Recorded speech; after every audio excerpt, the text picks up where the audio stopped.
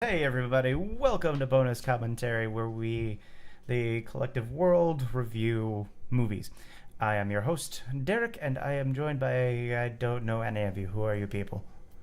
My name is Felicia. You didn't sound so sure. And then there are two more people instead of one more people. Who are the two? I'm here, and I don't know how I got here, but my name is Holly. And this is my house, so maybe I got here somehow. It's your house, and you don't know how you got. This has got some plot holes in it. Just as much as this movie. We're not there yet. and who's the just staggeringly handsome gentleman next to you? The person who's left over is James, or as everyone calls me, Jimmy. Well, I mean, unless you're at work. In which Unless case you I'm are at Jimmy. work, then I'm James. Excuse me, other way around.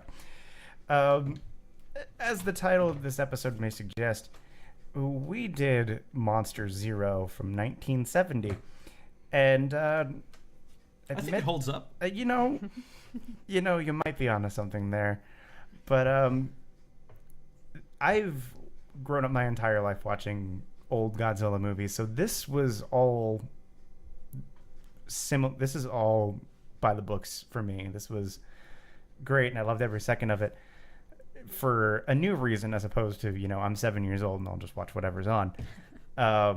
But I might be alone in that regard because I've got maybe two people here who have never seen a Godzilla movie before.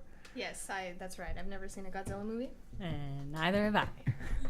Jimmy is the only other person here who's seen a Godzilla movie, and he's seen arguably one of the weirder ones, which was Godzilla versus the Smog Monster. Yeah, 90% of that film was just them screaming "Save the Earth" at you the entire time. It was quite enthralling.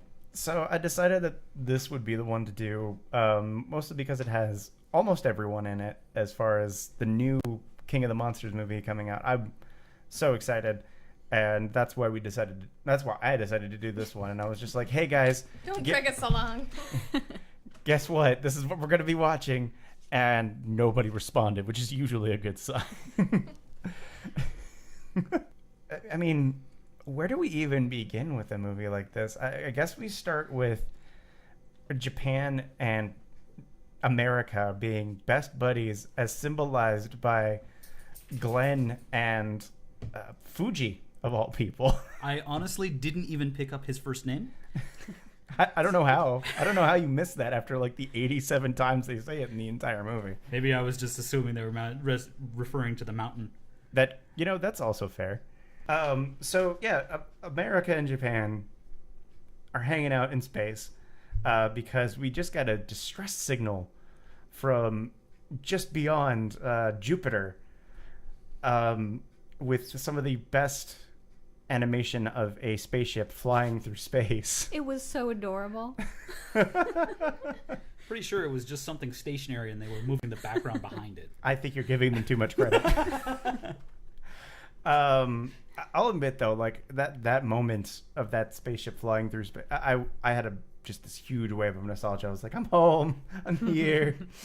By the way, they find Planet X in the Scorpion system. And I'm fairly certain, like, the edgiest of edgelords from, like, the 1970s was in charge of this. The Scorpion system. The naming convention. So what was everybody's initial reaction to Glenn and Fuji? What? Why do they have inflatables around their face? Like, we had actual space travel at that point. In case of water landings. My biggest qualm was, how are they communicating with one another if there's a language barrier? They might not have had it anymore.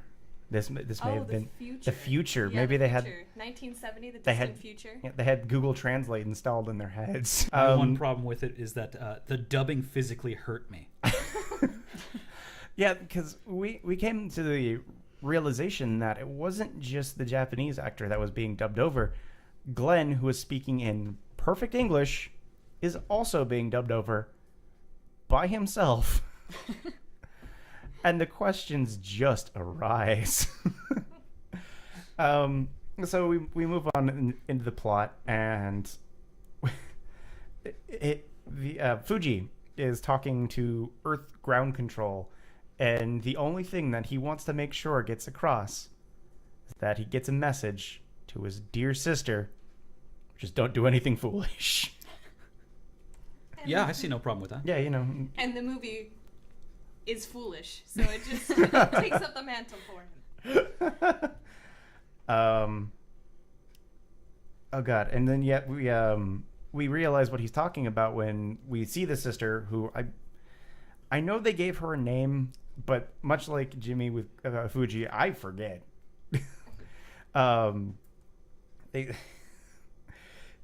We cut to her fiance, I guess we can call him that, maybe, possibly. No, it was just her boyfriend. Just her boyfriend? Boyfriend who they're gonna get married for some reason. Oh. Yeah. They're good, but they're not, I don't know.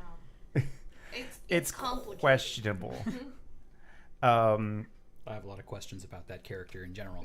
Yeah, where he lives is questionable. Like, who he's living with.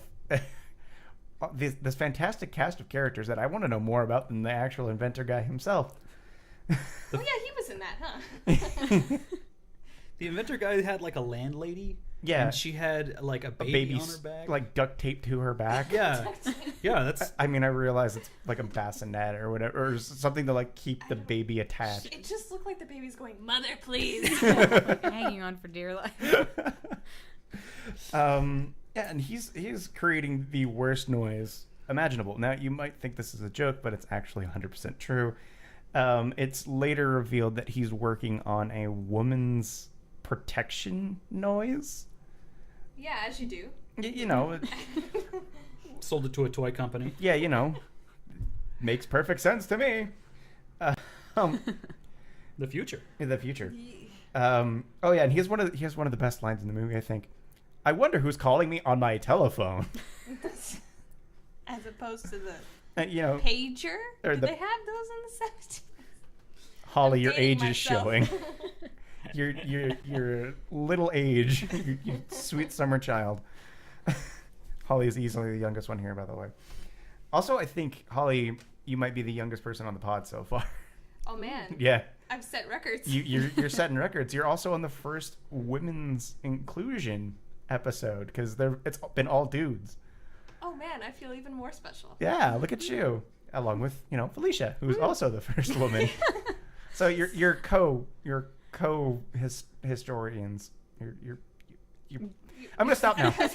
Remember to edit this out, Derek. The astronauts arrive at Planet X, which basically, as Holly described, how did you describe it exactly? Planet X. How did it look? Oh, Jimmy said it was the honeycomb. From Oh no, that's Honey- Jupiter. Jupiter. Jupiter When looked they were like the passing honeycomb. Jupiter, it looked like the top to the honey swizzle stick that the Cheerios bee carries. It wasn't even a full circle. Like, they couldn't even make a ball. It was just a disc. They tried their best. I mean, it's the 1970s. Star Wars would only come out a few years later and totally blow this away. Yeah, let that sink in for a second. Star Wars came out a couple of years after this. Womp womp. The Planet X. Oh, I said it looked like an unbaked cake. That's the right. terrain was very questionable. Yeah, very, very malleable. Malleable. My favorite scene about them landing on Planet X was them slowly descending the elevator for the course of about 15 seconds per scene that it occurs in. And it happens twice. Yeah, they needed to milk as much time as they could from that one elevator. Yep, They're like, it's not coming back. They do It blow it didn't up. come back. Yeah, It didn't. They never used it again. They really needed to establish, how did they get down to there?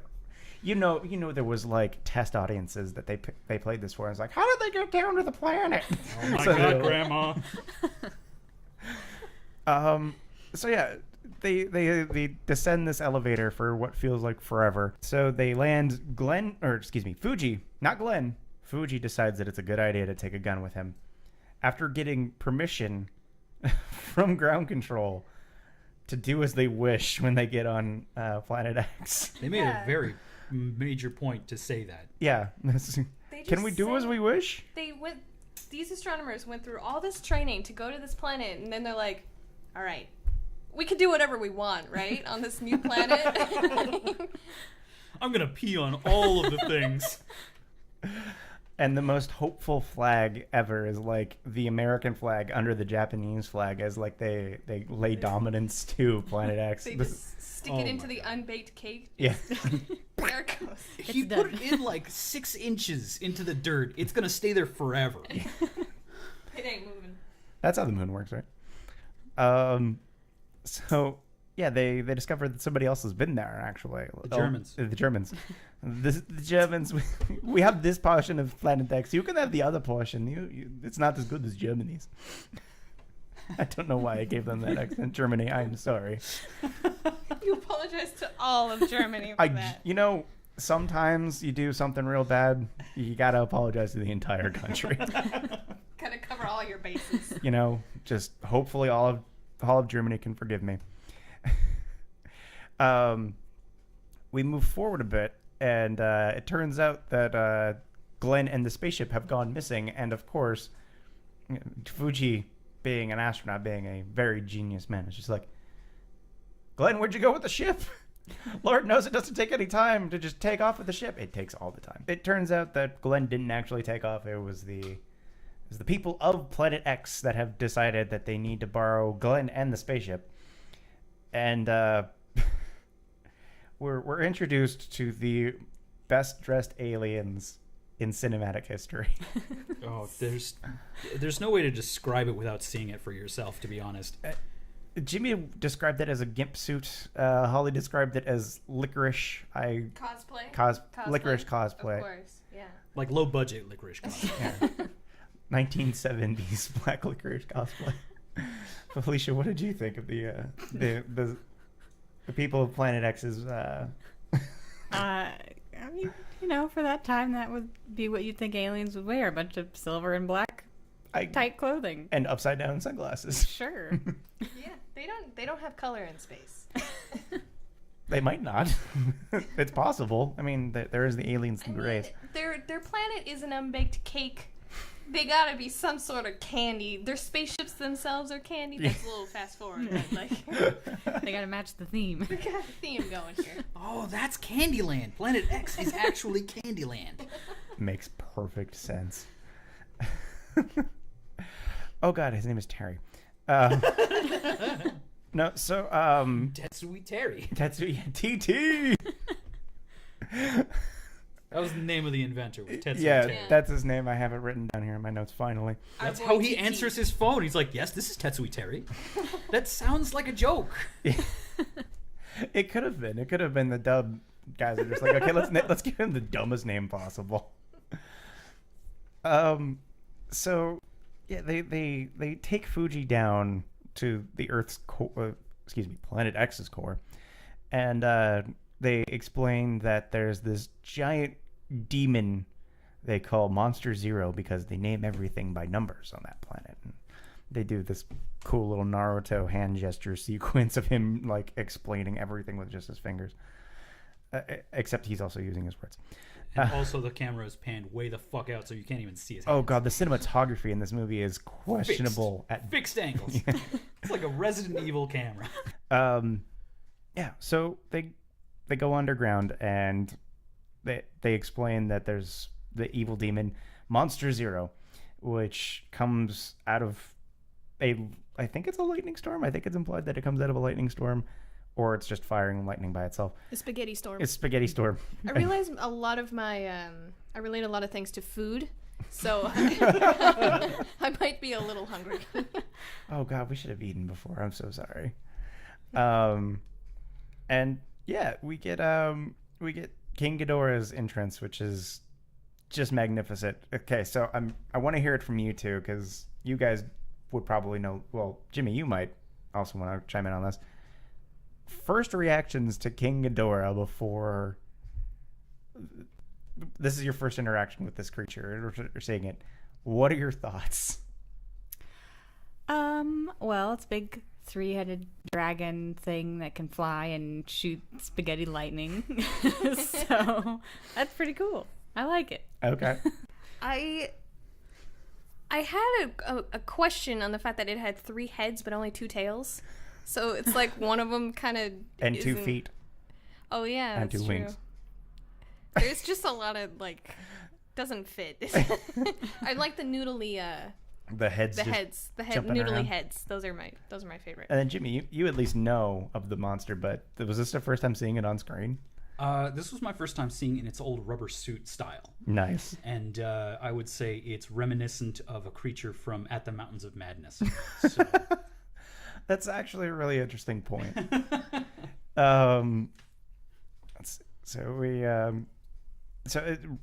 King Ghidorah is blowing up nothing. He's literally flying around blowing up terrain, but there's no buildings or anything. Apparently, the aliens are saying that King Ghidorah has blown up everything in sight. So like that's why they're underground. They need to hide from this creature. He's got to cook the cake. He's got to cook Planet. Spaghetti lasers cook cakes real fast.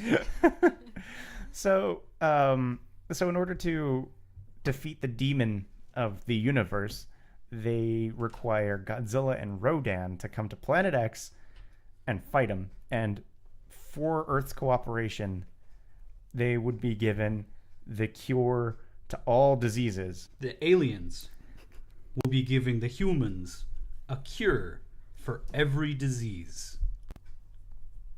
Because aliens know human biology better than humans do. We just met, and by the way, we know how to fix everything about you.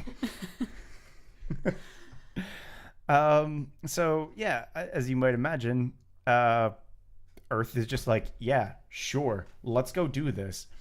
They leave, and there's this bit of ominous laughter as they leave. They get back really fast. They get back, and the first like 15 minutes of the movie are just like them flying through space. 5 minutes is dedicated to them like sitting down and talking. And then, like, 2 minutes later, they're already back on Earth. I like to think that this entire movie takes place on a single day. There is no, like, I don't recall there being a jump cut to night. Like, no. They go to like, a dinner, well, what we assume is dinner based on, like, what they're wearing, but there's no, like, suggestion that night ever occurs on Earth anymore. It's probably just, like, a formal brunch, you know? Yeah, given the fact that the area they were in was, like, super dark, they probably just have mood lighting in there. Oh, yeah. Yeah, mood lighting brunch. Yeah. we speaking of said restaurant, we get Glenn and Fuji. They're hanging out at dinner, and Fuji's upset because he's gonna meet the boyfriend for the first time. And he slams his hand down and goes, "Coffee." Which never comes. He never gets his coffee. I am very upset about that. It's true. It's like one of his crazed notes. It's so fun to look at. But yeah, like they meet, and his initial Fuji's reaction to Terry is you're not good enough for my sister. And his response, without fail, is I know. It was more like, I know. I know. Womp womp. So, yeah, it's like they make him out to be like such a weenie. Like nobody wants to see this guy succeed. The audience isn't rooting for him because he doesn't root for himself. Yeah, no, he's too busy being just a little pansy about everything. That's why I'm concerned that that's his fetish. I'm concerned he's the submissive type. He just spit on me. It's like, oh no. It makes you wonder what the girlfriend was like beforehand, if that's the case. So yeah, awkwardly scroll past that point. We're gonna go ahead and just move right along. Yeah, so Fuji and Glenn go again because this is a Godzilla movie, folks. By the way, Fuji and Glenn make their way up to a mountainside for whatever reason. Share a thing of coffee. He got his coffee. I just realized that it wasn't from this place. He ordered it from. No, maybe it was to go. Let me just pour it in my thermos. Your service is slow. I'm not tipping you. In Japan, they don't tip.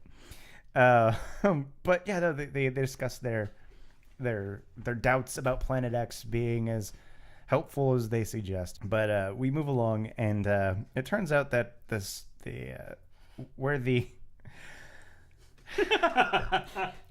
Where are the they? point where we just shut down. Yeah, no. Jimmy at this point It has was already 25 minutes in. We shut down. I couldn't comprehend. I think I heard legitimate despair in Holly's voice when I pulled up the timeline. She goes, "Oh God." So we cut forward a little bit, and the aliens have told humanity where Godzilla and Rodan are, so they can come and pick them up. But because apparently humanity moves too slow, and under every radar known to mankind, they already land in the lake where Godzilla's supposed to be. Godzilla's in a lake. Yeah, he's in a lake. Humanity didn't know where he was, but he was in a lake. Yep. The whole time. Yep. Just in that one lake. He's right over there. Yep. That's where he is. They bring it up ever so briefly. They're like, "Yeah, dude, you guys were hanging out in our lake without telling us," and they're like, "My bad, bruh." And that's the end of it. Nothing more comes of that. Oh my god.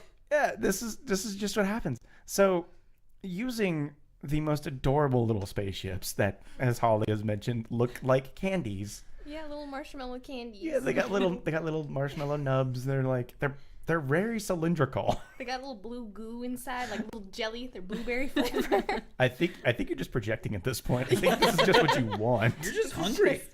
We need to. Holly, I will get you food after this. I promise. So they're just like, "Oh yeah, by the way, so we knew this was gonna take time," and we cut forward to, oh my god, my notes are so minimal on this. It starts. My notes were like beat for beat, and then I got to the second page. It's just like I don't know what the fuck anymore. Yeah. So like they abduct essentially Godzilla and Rodan, and like these little, like, they almost look like eggs. Like they for some reason just kind of like, Godzilla's holding his own tail, like with his hands for some reason. Because he's scared. Like, Being taken up into space. Nobody's trying to help me. No one's helping me. Yeah, they abduct them. They go to Planet X. Not only did they abduct them, they purposely went out of their way to say, "Hey, pick up Godzilla and Rodan on your way back to our planet, and we'll give you something nice." No, they just fucking fly down, pick up Godzilla, pick up Rodan, and fly off. And Like, "Hey guys, how's it going? We didn't actually need your help." Earth didn't do anything except watch them. Yeah, they discussed it. Oh, we skipped that part. They discussed it for a little bit, and like, even the ladies were like, "Well, we could learn humanity from them," but then they know nothing about these aliens. And they're like, "Sure, let's let them take our monsters." I, for one, see this as a complete win.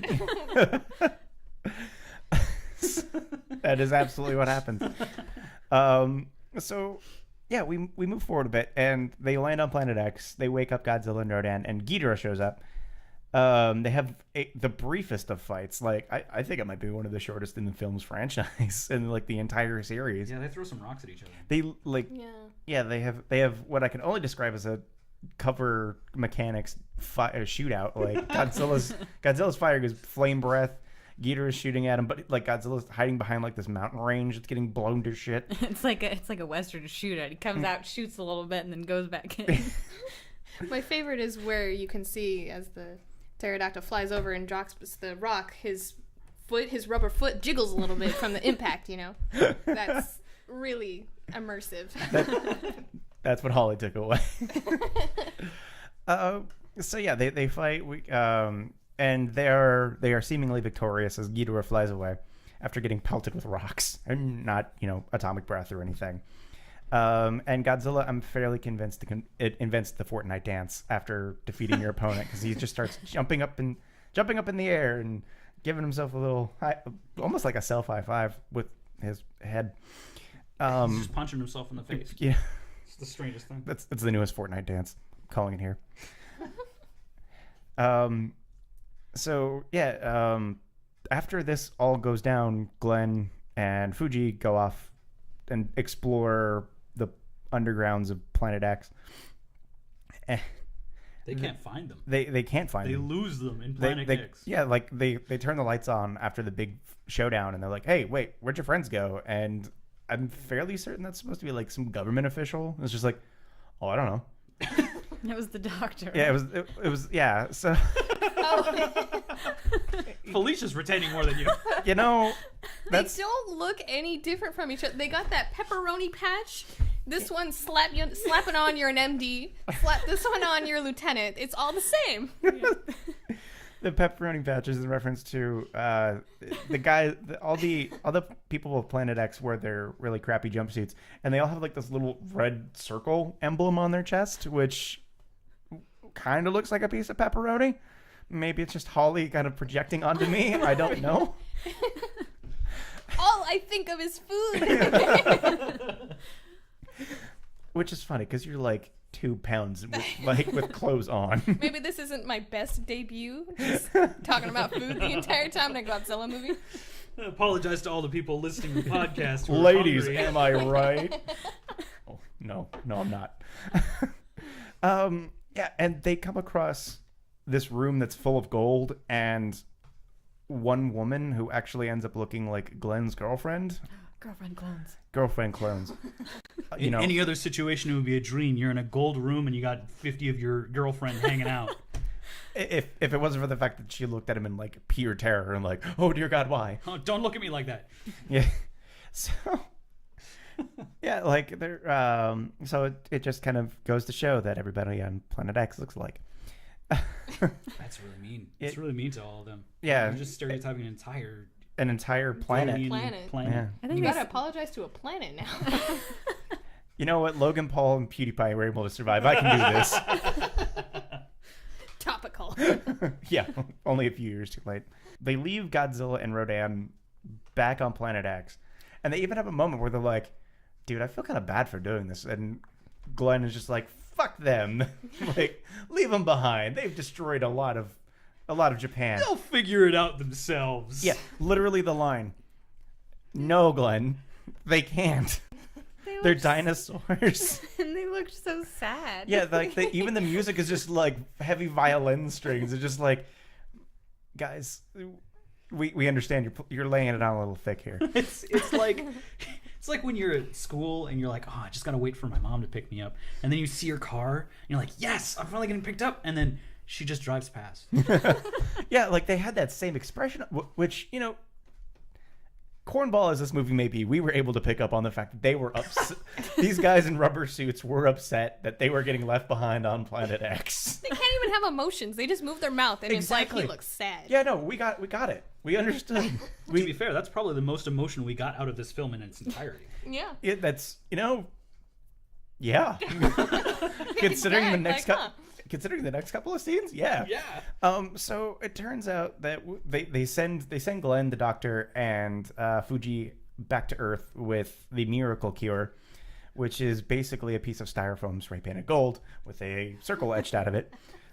I'm not kidding. And then they say it's on tape. Yeah, it's on tape. They were able to translate it, and of course, there's no miracle cure. It demands that Earth. What am I trying to say here? Surrender. That would be a good word. Come on, Derek. And yeah, so Earth is like, oh, well, we didn't see this coming, and the world immediately falls into chaos. Straight up chaos. Just falls apart. Like people, like I'm fairly certain there's a shot of Mussolini yelling at people. There's way more politics in a Godzilla movie than I ever thought there would be. I mean, you're not wrong. And yeah, there's a lot more like courtroom meetings and shit and UN meetings. Godzilla's just chilling for half the movie. He's just on Planet X, just chilling. I would say even less than half the movie. I would say like he gets abducted at like the 40-minute mark. Yeah. Yeah, pretty much. So the aliens are like, okay, you have 48 hours to surrender to Earth, or you have to Planet X, or we're gonna send your own monsters and Ghidorah on the planet because they can control them. Yes, they are using the power of microwaves and magnets. Don't question it. Yeah, it just technobabble. They technobabbled their way to loss and victory. The plot is sinking. She's sinking. I'm giving it all she's got, Captain. Yeah, so I got magnets here. How do they work? Technobabble to save the day. And where were we? They have the riots, and then after the riots are over, oh god, yeah, they immediately cut to like Glenn in a busted up house, which doesn't really look that busted up. Yeah, it's basic. It looks like just like a couple of frat boys came running through. Like it's not... They didn't even smash any bottle. Like they cleaned up the bottles afterwards, and it's like I'll make the bed later. Yeah, like there's like one thing that's ever so slightly ajar hanging off of the ceiling, and it's not even that bad. Yeah, so like it turns out that he sees his girlfriend there, Irikawa or Nirikawa, I forget, but he's like, yeah baby, we're gonna fight to the last, literally, yeah baby, we're gonna fight to the last man. And she reveals she's a robot. She reveals she's part robot. Robot, excuse me, because that's how people said it back in the 70s. Yep. Robot. And It's like they're a frog, like robot. Robot. She's a robot alien. That's right. She's a robot alien Yeah. humanoid thing. She's covering a lot of Spy. bases. She's a full package. And you get more than one of her. Yeah, it's true. Infinite supplies while supplies last. And they give her the other aliens appear, and they're like, hey, you're hanging out with this human too much. We're gonna have to kill you now. And they give her an ending which has zero emotion in it. She just kind of like fades out of the movie. Like Then she goes photo negative, and then she disappears. They shoot a laser at her, but it's more like a laser pointer than like a like hyper a Star Wars Star Wars kind bolt. of laser. Yeah. She And seemed like she was really hurt by their Yeah. actions. no emotion. She just kind of like evaporates. I guess that's part of her robot. Yeah. I Robot. guess. But The yet robot. she fell in love with the human astronaut and then wasn't sad to be killed off. And then the guy was just like, Death is a necessary part of life. Beep boop. Oh, yeah, because they all talk like William Shatner. This movie doesn't have a lot going on. It's true, but it has so much going on. That's the weird part. Like there's so much to laugh at. there's a lot. And to relate to food. Okay. That's Sorry, how I I shut felt. you down. That is how I felt through the other half of this film. I'm just like, but that's not how they're traveling 1/10 the light speed, but that's not. Okay. I'd like to say that there's more, but the fact of the matter is that they discover that the aliens are weak to sound, so they implore everybody in Japan to turn up their radios, so they can send this sound effect that was invented by Terry Teranawa. Yeah. Terry Tensky. TT. That's his stage name. He was Stole from important to him. the plot. Oh yeah, they stole it from him. And the company was secretly working for the aliens. Yes. Somehow, which they didn't really explain. It was just like all of a sudden the girlfriend's a spy and the company works for them and they're getting communications and. Oh yeah, they have this weird house on an island that if it was explained, it was in a throwaway line between all of our laughter. So, like, I don't think it ever registered. Like pointing out the fact they're wearing hiking boots in space. And then the next line is, oh, we have an island with a thing, and it's got the supercomputer, and also we need these to not be produced because otherwise the sound waves will kill us. Yep. That's the entire plot point summed up. And by the way, they leave that crucial device on the prisoner the entire movie. Like they put him in a jail cell, and he's just kind of hanging out there and just. Oh, I guess I'll just resign myself to my fate. Oh, God. Rub the nipples. I'm just dead now. Yeah, I'm just going to die here. Oh, yeah. I hope they come back to torture me some more. I hope they don't play with my balls again. Okay, I'm going to stop now. Jeez. No, that's just too far. Oh, I'm sorry. Now who's imprinting? Felicia. And so so he's just like, oh, let me just turn this on real quick. And they turn it on, and the reactions from the actors The are aliens. the aliens as this noise is being produced is staggering. Like they're like jittering and grabbing the cell. One guy is just flicking out his tongue for some reason. They do No joke. everything but cover their ears. Yeah, no, they tried. They tried to cover their ears. At the very end. At the very end. When they were thrown in their cell, where they would eventually meet a crueler death of being crushed to death under the weight of their own house. Anyway. To be fair, we could jump straight to that point in the story, and you really wouldn't miss much. It's true! And we, God, I don't even know where to continue. So, with the noise being produced all over Japan, it messes with the alien frequency, and it causes them to, like, wobble around a bit. And this was the point at which they Glenn and TT are able to escape, and get back to everybody, and they tell them of their plan. I'm kind of jumping back and forth here. I apologize for anybody who actually watched the movie. All 10 of you actually listening. But we find that there's this great line that's said at the end of the movie. Well, I say great. It's the master commander, and he's like, "We will go to the future. The place we have never been." And you could tell anybody who's like, it was just me, but everybody else was just kind of like laughing, like, "This is insanity. This is insanity. What the hell is he talking about? Go to the future." I'm about to flex my Godzilla nerd here for a second, folks. In 2004, there was a Godzilla movie called Final War, where the Zillions come back. By the way, same actors. What? I'm not even kidding. They use the same actors from this movie, and they put them in the 2004 in the same crappy get-ups, except he has a son who's like super edgelord, and they did the exact same plan, except Godzilla fights them all by himself. Well, it's because Godzilla is much cooler than the rest of the monsters. In 2004, yes. He goes around like Jason Voorhees, like serial killer. Oh my god. One bit, he impales another monster, like straight up onto like a like power pole, and it just kind of like, it's still alive, so like its little appendages are flopping around. The smog monster is blown out of the sea into a building, and then using the power of his breath, pushes him and the building into another building, into another building, into another building. It's so anime and so wonderful. It was almost the one I showed you guys. Save the Earth. He sure did. By destroying it. And to be fair, it was only a little bit of Japan. I'm getting away from this movie. That's a much more interesting movie, to be fair. I cannot wait to show you guys.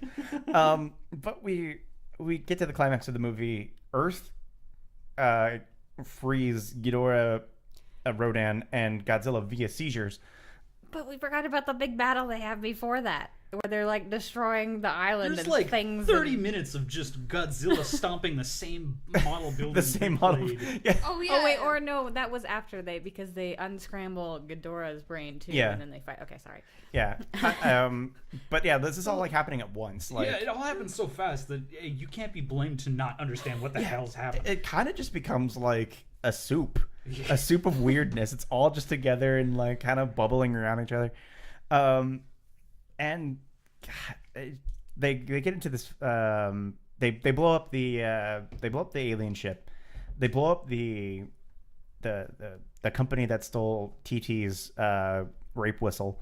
And I'm sorry, that's just exactly what it is. Yeah, that's what except it's not a whistle. It's like a little saucer with a button on it. Yeah, it's like this little diamond in the middle of it, because for women, I don't know. It was just like a jewel. It was like a diamond, and it was the first thing that jumped to mind was like, oh, it kind of looks like a brooch. Maybe that's what he was going for.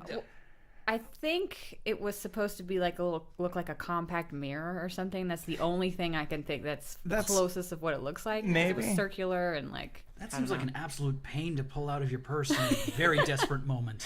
Yeah. Yeah. What if it hits something and then just goes off? Yeah, and you're just like, oh, sorry, my rape whistle's going off. Hang on. I can't turn it off once I've turned it on. It goes off for a solid 30 minutes. Oh, yeah. It's like this movie. Yeah. Oh, dear. I take it you like this movie. Yeah, so we get to the climax. Godzilla, they all fight each other. And it's honestly it's an okay fight. Like if you're a fan of the series, you recognize this as maybe being an okay fight. Until eventually they get knocked into the sea. Rodan literally is never to be seen again.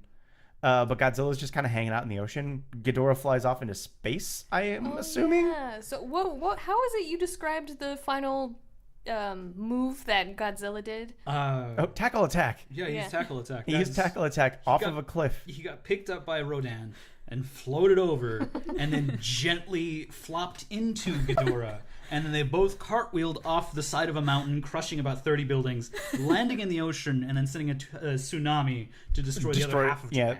Yeah, the water, the houses by the water get destroyed after this. I like to think that their rubber bodies, when they were hitting the cliffs, was like squeaking, like.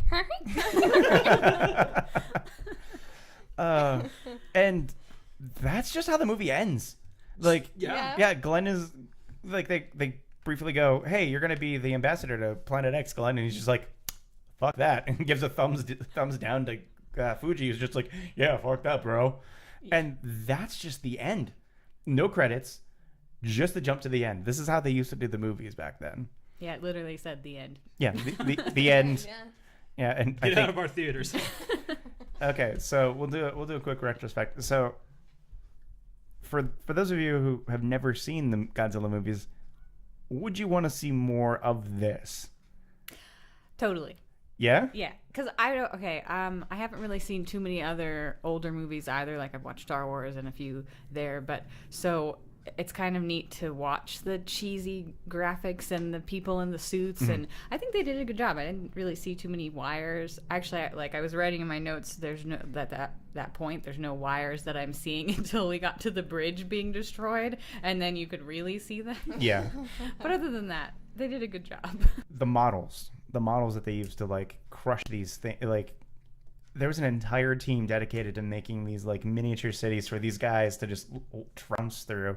I can make an entire podcast just dedicated to how great those little buildings are.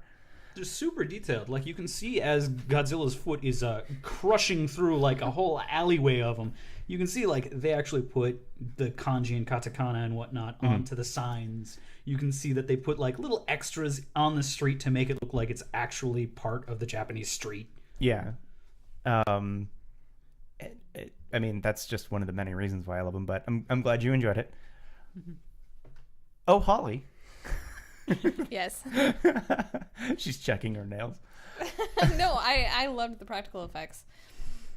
I really liked the models. I kept looking at. I mean, there was a lot of shots of Godzilla just destroying things, and like that one qualm I had was Godzilla's foot just crushing things, scene for scene for scene. And it's like, how many feet does he have? You know?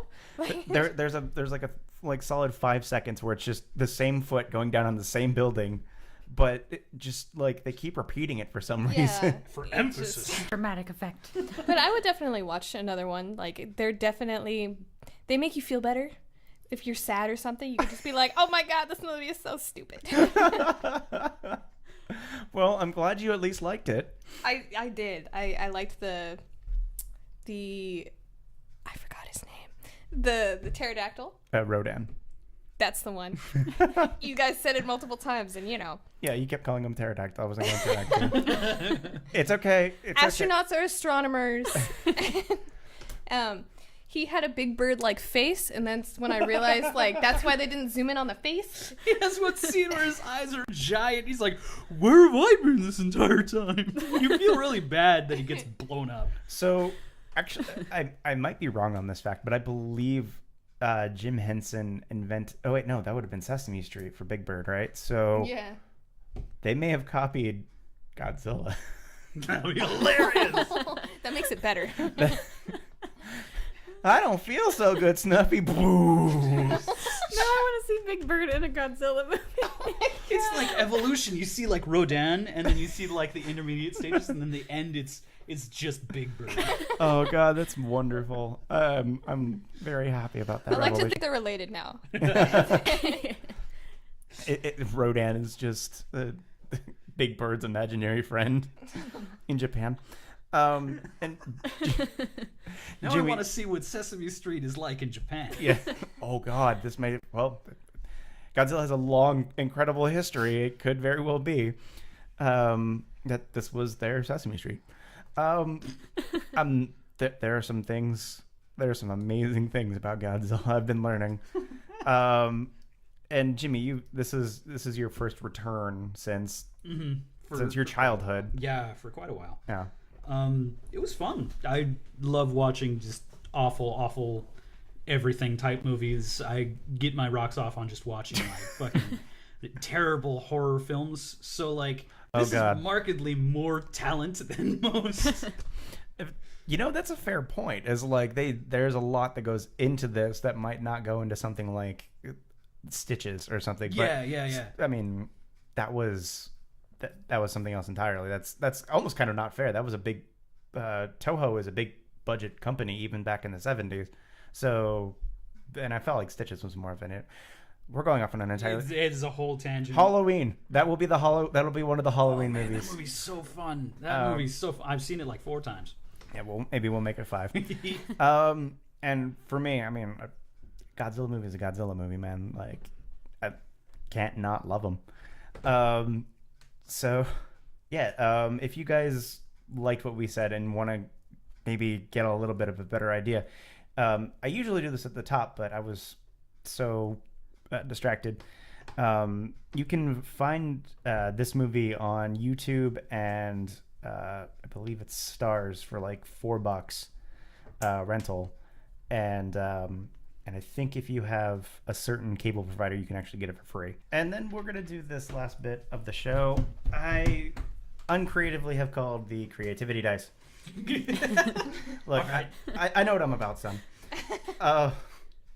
So we have a D8 here because D&D nerds unite, except Holly. I'm not as cool. One of these days we're gonna roll you up a character and you're gonna play. Get it roll because die. She said that with such a look of like disdain on her face. I'm so proud of you. Every day. So what I'll do is I'm gonna roll a D8. One represents reread the script as the guest chooses. Draw the poster or make it better for 2. 3 is recast the movie with modern characters. 4 is make a non-lethal drinking game about the movie. 5 is make up a pornographic parody title about the movie. Roll a D&D character based off of a character in the movie. Make a new theme song for the movie. Or 8 is make a PowerPoint presentation pitch on probably how this movie got made. So here we go. That is an 8. The most complex one. Yeah, the most complex one. So we're gonna do that one off camera, but that's something to look forward to. You can find us on YouTube for the PowerPoint presentation, or whatever we put it up on. I might put it up on just Instagram. But you just post the file itself. Yeah, I could just post the entire file up on Facebook.